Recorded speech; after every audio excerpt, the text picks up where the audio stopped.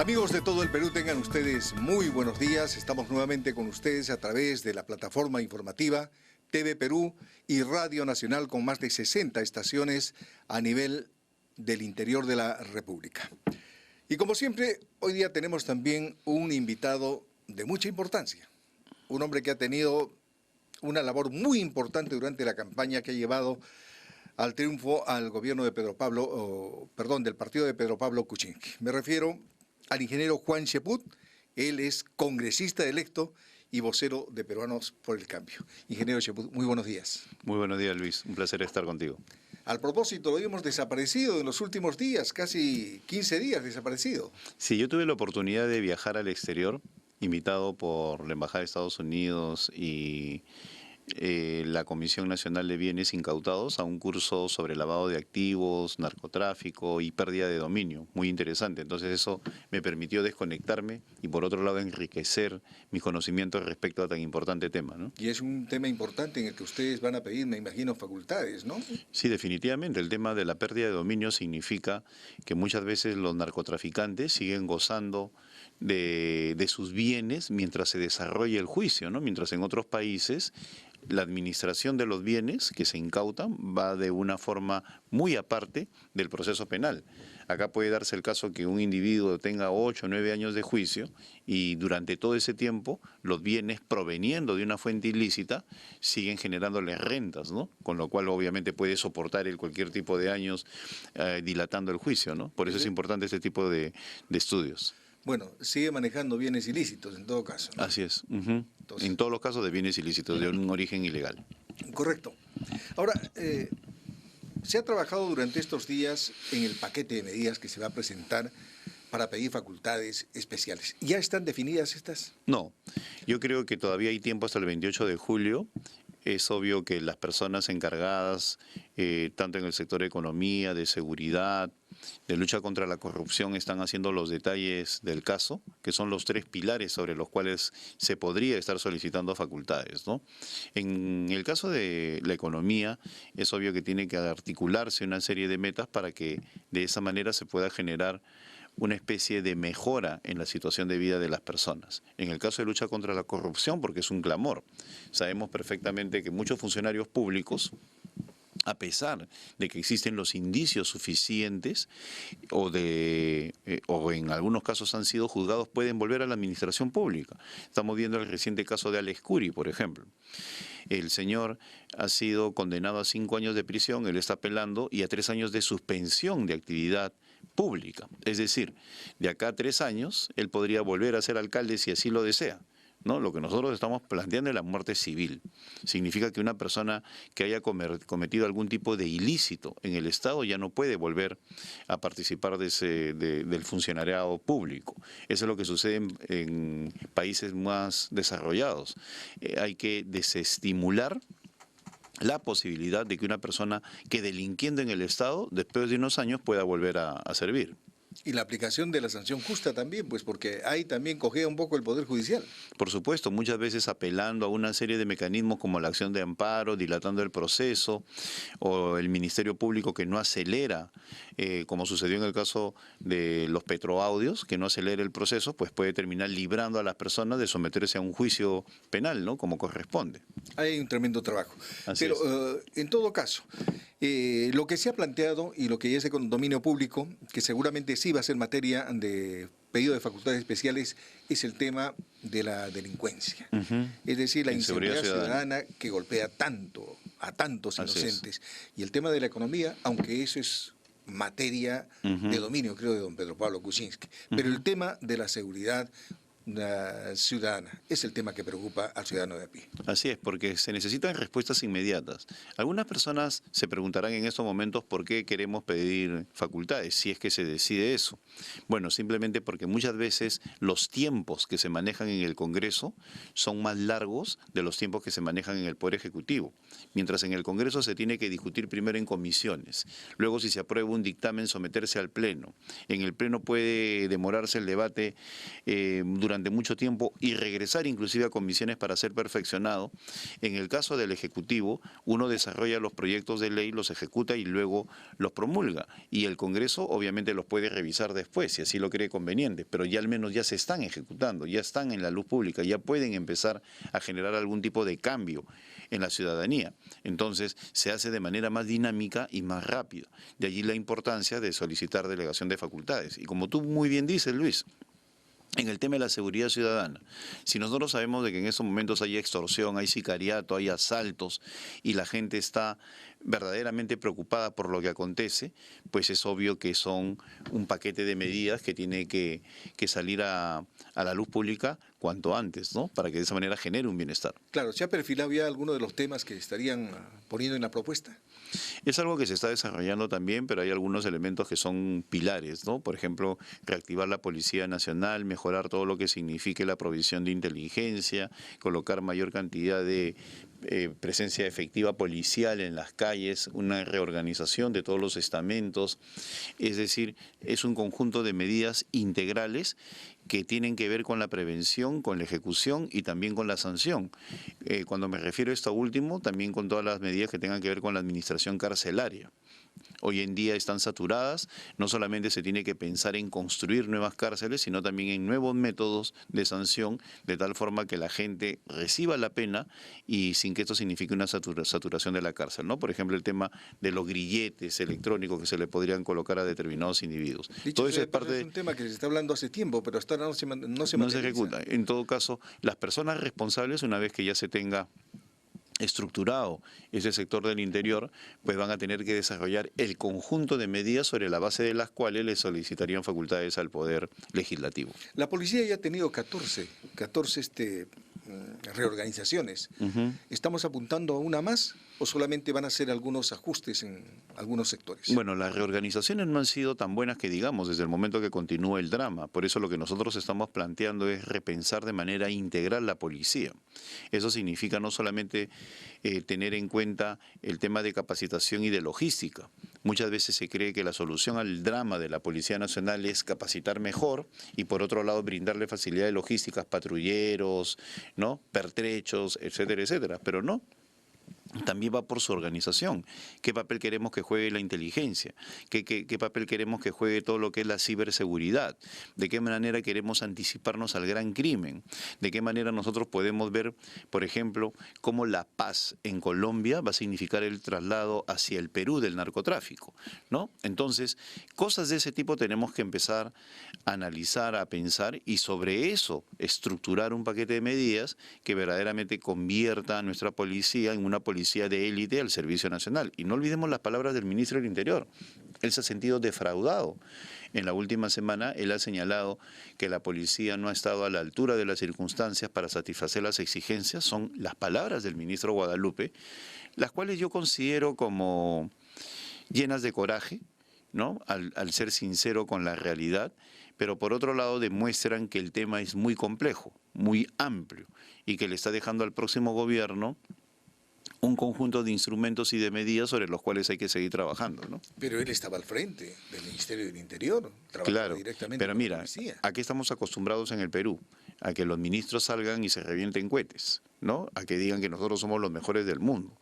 Encontrar a un ministro que dice, el problema es muy complejo. Hemos hecho el mayor de nuestros esfuerzos, pero a pesar de esos esfuerzos, aún hay mucho por hacer y no hemos estado todavía a la altura de las exigencias. Demuestra sinceridad, demuestra honestidad, demuestra, él no está diciendo hemos fracasado, él está diciendo hemos hecho grandes esfuerzos, pero a pesar de eso, la delincuencia nos está sobrepasando. Entonces, es una señal también para el próximo gobierno en el sentido de que no hay que bajar la guardia. Y sobre todo, entender que se tienen que hacer aún una mayor cantidad de esfuerzos. Lo peor sería que nos dijeran, este es el mejor de los mundos, todo manda en marcha maravillosamente, hemos derrotado la extorsión, el sicariato, el narcotráfico, por lo tanto van a recibir un sistema ordenado y ampliamente seguro. Eso no es así. Entonces, yo creo que hay que entender desde ese punto de vista las palabras del ministro Guadalupe. Muy bien, si la honestidad vale, correcto. Pero hay un tema que acá no se ha ejecutado, no se ha trabajado bien, no se ha hecho a fondo, y es el presupuesto. De acuerdo a últimas informaciones que tenemos, que está en algunos medios de comunicación, solamente se ha ejecutado el 10.7% del presupuesto del Ministerio del Interior. Entonces, la gran pregunta es ¿qué pasó? ¿Por qué, si estamos en una guerra prácticamente con la delincuencia común, teniendo los fondos, no se emplea esos fondos? Claro, hay un problema de ejecución, ¿no? De gerencia en el Estado. Y eso tiene que ver con la calidad de la compra y también qué tipo de cosas se quieren comprar.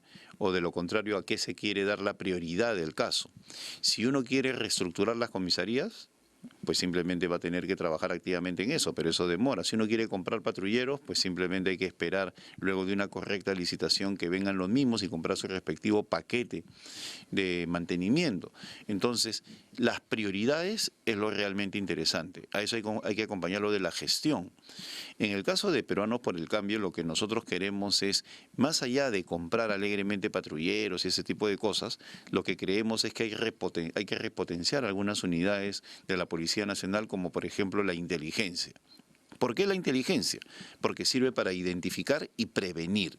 Y muchas veces el patrullero en la calle no desincentiva el delito. El delincuente se burla de ver el patrullero en la calle. ¿Por qué? Porque tiene otros mecanismos de acción. La delincuencia organizada, que es el verdadero problema de nuestro país, exige de otro tipo de operaciones, que van más de la mano de la inteligencia que de la mano de la ejecución de una acción operativa que puede tener algún tipo de impacto en la visibilidad de la ciudadanía, pero poco impacto en la lucha efectiva contra la delincuencia. Estamos hablando de una especie de policía de investigaciones que muchos recordamos que existió hace 20 años más o menos, o un poco más de 20 años. Probablemente más se o llegue a menos ese una nivel, especie ¿no? de esa policía, ¿no? Claro, probablemente lleguemos a un nivel de eso. Yo no tengo ningún reparo en señalar que gran parte de los problemas que hoy se originan es por esa perversa y nefasta reorganización que hubo durante el primer gobierno de Alan García, donde se desapareció la Policía de Investigaciones del Perú. Y fue en ese momento donde gente formada para ser detective, gente formada para indagar, investigar, escudriñar ahí donde nadie ve, terminó pues convertida pues en una persona que dirigía el tránsito o buscando cosas. Personas preparadas para ser detectives terminaron junto a un semáforo. Entonces, eso no se puede permitir, ¿no? Hay que repotenciar de nuevo esta unidad. Yo no sé de qué manera, es algo que determinará el próximo ministro del Interior, pero es importante señalar que la inteligencia es valiosa en cualquier esquema de seguridad ciudadana. Pero ya como congresista le corresponde a usted también ver de cerca el tema. Ah, por supuesto. Porque ustedes tienen la labor de fiscalización. Así es, y no solamente fiscalización, también promulgar aquellas leyes que sirvan para mejorar la seguridad ciudadana, y desde ese punto de vista vamos a estar muy coordinados con lo que significa el Poder Ejecutivo. Ya tenemos un tema a la mano, que seguramente van a tener que verlo ustedes, y es la compra de patrulleros, que ha sido ya cuestionado por la Contraloría General de la República. Claro, es algo a lo cual va a tener que hacer seguimiento el próximo ministro, ¿no? Indiscutiblemente. Claro, pero en todo caso ustedes desde el Congreso también pedirán explicaciones. Bueno, la función de control político y la función que tiene que ver con la fiscalización es inherente a la función del congresista, a la labor del congresista. Por lo tanto, nosotros estaremos atentos, no solamente en la Comisión de Defensa, Seguridad y Orden Interno, sino desde cualquier comisión, sobre todo lo que tenga que significar compras en el Estado, ¿no? Y en este caso específico, lo de los patrulleros que está siendo cuestionado, como tú muy bien señalas, Luis. Sí, así es. Van a tener que explicar realmente las marcas de los patrulleros. Han dicho que son inteligentes, son patrulleros que están blindados, pero aparentemente no hay el blindaje adecuado. Bueno, hace 3 años se compraron cerca de 500 patrulleros inteligentes. ¿Dónde están? ¿No? Durante 2, 3 semanas, un par de meses empezaron a verse en las calles las camionetas con sus computadoras, ¿no? ¿Y dónde están? Y el problema es que muchas veces se compra el patrullero, pero no se compran los paquetes de mantenimiento. Entonces se empieza a canibalizar todo el parque automotriz que se ha adquirido, y al final terminan acumulándose en un depósito lo que se compró con bastante espectacularidad unos años antes. Entonces se tiene que comprar ordenadamente y para que duren realmente con su respectivo paquete de mantenimiento. Pues de lo contrario empieza la canibalización, apenas se malogra uno de esos patrulleros y terminan rápidamente en desuso, ¿no? ¿Qué hacer o cuál es la visión respecto a la administración de la policía? Porque la parte administrativa es la que falla mucho. Evidentemente no están las personas adecuadas. ¿Se incluiría de repente personal civil? Sería lo ideal, ¿no? Porque muchas veces el policía está formado para trabajar activamente en los mecanismos de seguridad. Su función es otra, más que gerenciar algún tipo de esfuerzo logístico, ¿no? Administrativo, contable, financiero. Entonces, la verdad es que incorporar personal civil para que gerencie las adquisiciones, el control y destino de las compras es algo importante. De esa manera se ganaría en eficacia, ¿no? No hay que tenerle ningún tipo de reparo a ese tipo de acciones. Ahora, el incremento de miembros de la policía también es interesante, ¿no? Por cuanto no tenemos el número adecuado. Bueno, hay una proporción muy baja en relación al número de policías versus la cantidad de pobladores que hay que cuidar. Es una de las más bajas de América Latina. Entonces es importante incrementar el número de efectivos en las calles para que se pueda brindar una mejor seguridad.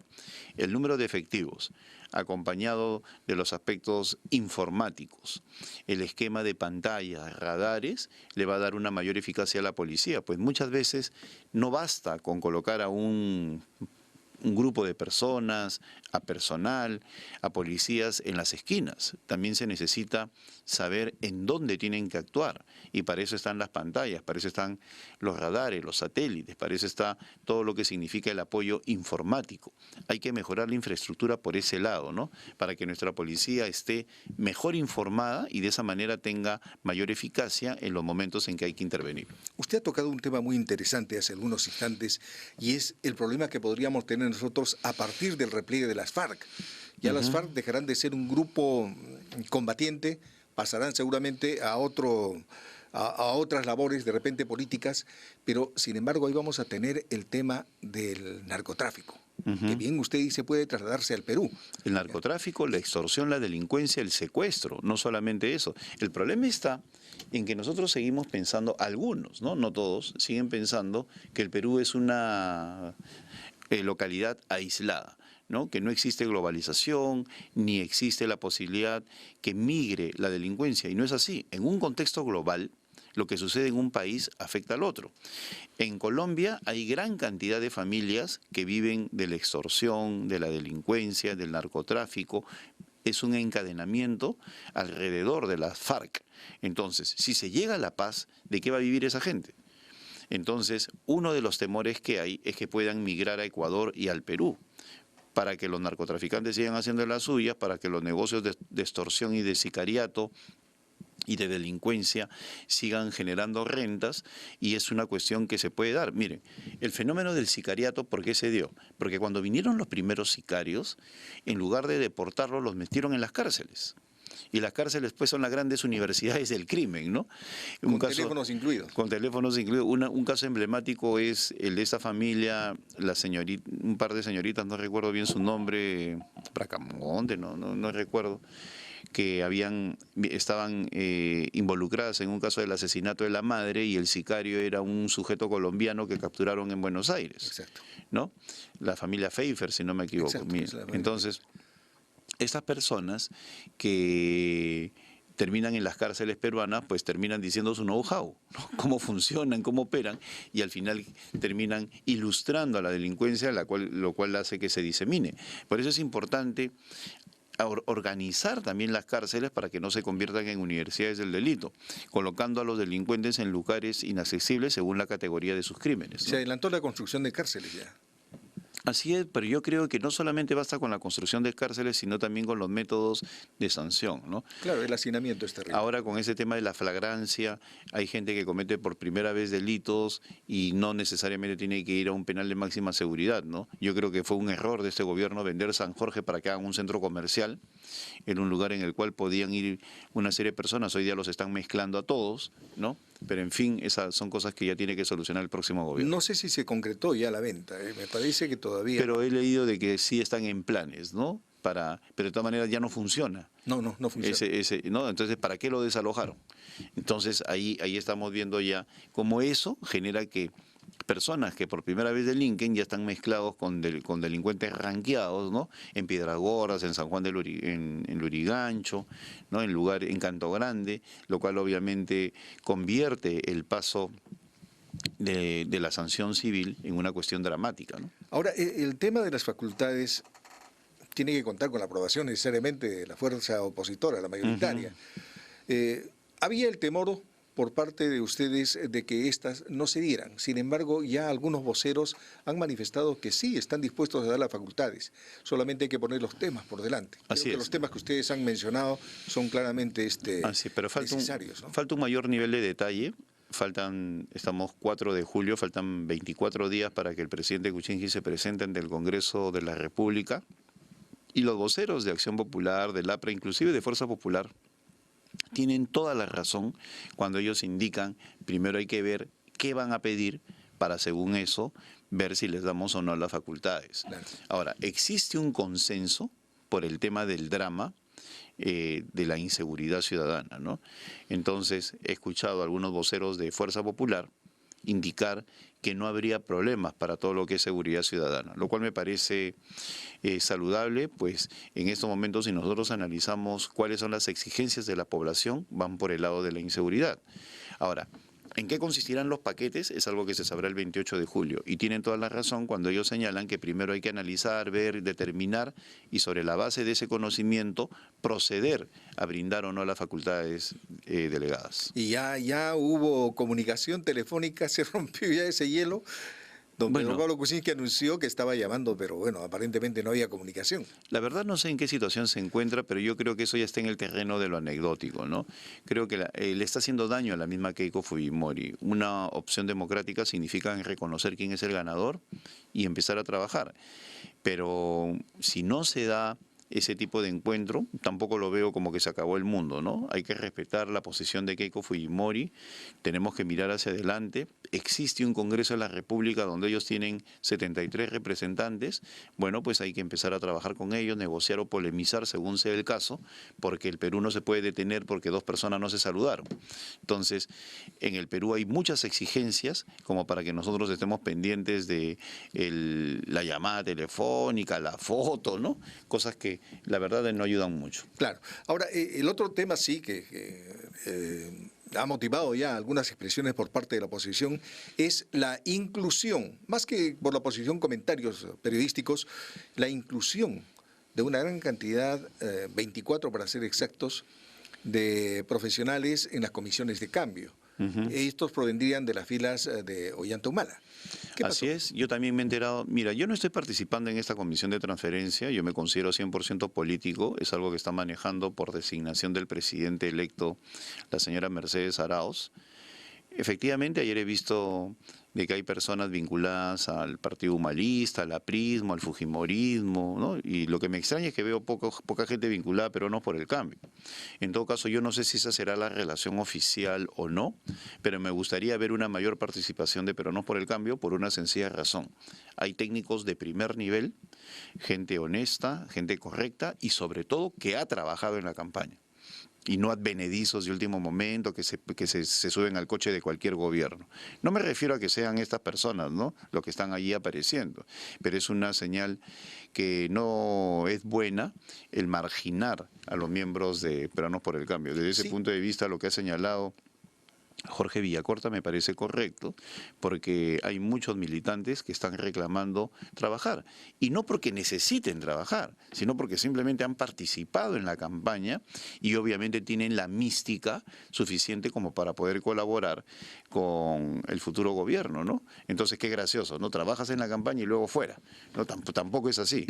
Esto nos dicen que habría traído ya algunos problemas al interior de Peruanos por el Cambio. Todavía no se visualizan, pero sí, a mí en lo personal, y tampoco son técnicos del otro mundo, están hablando súper técnicos. Yo veo ahí mucha gente que es controvertida, controversial. En todo caso, me han dicho ayer por teléfono que no es la lista definitiva, yo prefiero esperar. Inclusive ayer en un programa periodístico se habló de que estaba el instructor del presidente Ollanta Humala en la Comisión de Defensa, el señor Ronald Hurtado. También se ha hablado de personajes vinculados a la gestión de Susana Villarán. Hay varios personajes, ¿no? Más de 10 personas vinculadas a la gestión de la señora Susana Villarán. Se habló de muchos caviares, dicen, ¿no? Sí, en todo caso me gustaría saber por qué los han convocado, ¿no? ¿Cuál es el criterio técnico que se ha utilizado? Pero en mi experiencia personal, yo en el año 2001 fui secretario técnico de la transferencia del presidente Alejandro Toledo. y trabajé bajo la dirección o en conjunto con el doctor Luis Solari, un político de gran trayectoria. En todo caso, nuestra posición fue más política que técnica, pues uno tiene que recibir un encargo político. Una comisión de transferencia pues no significa pues, recibir organigramas, manuales, ¿no? Ni cosa por el estilo, sino cuál es la situación del sector y qué impacto técnico y político, ambas cosas, puede tener en el desempeño del próximo gobierno. Saturar la comisión de transferencia solo de técnicos y no de políticos es una cuestión que no se ha dado ni en la transferencia de Fujimori a Toledo, ni en la transferencia de Toledo a García, ni en la transferencia de García a Humala. En el caso de García a Humala, por el lado del nacionalismo estuvo Marisol Espinosa con Salomón Lerner, técnicos y políticos. De García a Toledo estuvo Enrique Cornejo junto con Luis Alba Castro, políticos, ¿no? Y en el caso de Toledo estuvo el señor Luis Solari conmigo. Entonces, ahora hay una posición más técnica, respetable, pero creo yo que tiene que estar presente el componente político. ¿No cree usted que esté marchando bien, entonces, desde ese punto de vista? No, todavía no han empezado, yo les doy el beneficio de la duda, yo me estoy refiriendo a las noticias periodísticas. Pero la conformación no... Claro, o sea, en principio me entero por el periódico, ¿no? Eso ya está mal. Yo soy congresista electo. Enterarme por el periódico significa varias cosas, ¿no? Significa que se nos debería precisar mejor cómo ha sido esta composición. Pero también se me ha dicho que va a haber algunos cambios. Yo voy a esperar con calma los cambios porque yo creo que se tiene que hacer el mejor trabajo posible para que Pedro Pablo Kuczynski empiece con muy buen pie su desempeño el 28 de julio. Ya estamos viendo que hay críticas de destacados periodistas como del señor Mariátegui, el día de hoy en Perú 21, una crítica a esta comisión de transferencia. No es bueno, de ninguna manera, que sin ni siquiera haber empezado el gobierno ya surjan las críticas hacia la comisión de transferencia. Espero yo que esto se resuelva en los próximos días por el propio bien de Pedro Pablo. Ingeniero, ¿no hay la comunicación adecuada o es que no hay las reuniones necesarias para que ustedes también estén bien informados y enterados de cómo se está trabajando esto? Bueno, yo creo de que hay una instancia que es el comité ejecutivo del partido que de repente está enterado, yo soy invitado, pero en todo caso, cuando yo veo esta relación y me entero por la prensa, pues voy a hablar con las instancias internas, ¿no? Para plantear mis inquietudes, ¿no? ¿Qué fue lo que pasó? ¿Cómo así se conformó? ¿No? Porque, como te digo, ¿no? Mi interés es que le vaya muy bien a Pedro Pablo Kuczynski. Y el interés de todos los peruanos. Sí. Así es. Y eso significa que se rodee de la gente adecuada. Ahora él está trabajando intensamente en la conformación de su gabinete, que espero que según lo que se está viendo va a ser un gabinete de primer nivel. Él va a anunciarlo alrededor del 10. Y es importante entonces la recopilación de información que haga esta comisión de transferencia para que de esa manera empiecen a trabajar sin pérdida de tiempo. Espero que los colaboradores que se están señalando cumplan con ese objetivo de darle al presidente constitucional Pedro Pablo Kuczynski los elementos de juicio suficientes para que tenga una buena presentación ante el Congreso el próximo 28 de julio. Usted ya ha sido ministro de Trabajo. ¿No asumirá alguna cartera? No, en absoluto. Yo quiero ser un congresista 24/7, es decir, 24 horas los 7 días. El pueblo peruano me ha honrado con su voto, cerca de 80.000 votos, y yo voy a dedicarme al Congreso al 100%. Yo no postulo al Congreso para ser ministro, yo he postulado al Congreso para ser congresista, y voy a honrar mi compromiso con la gente. Correcto. Muy bien, ha sido grato conversar con usted, ingeniero Juan Cheput, congresista electo y vocero de Peruanos por el Cambio. Gracias por su presencia. Muchas gracias, Luis. Un placer. Amigos, quedamos reconocidos por vuestra audiencia. Mañana, Dios mediante, estaremos con otro espacio similar. Gracias. Buenos días.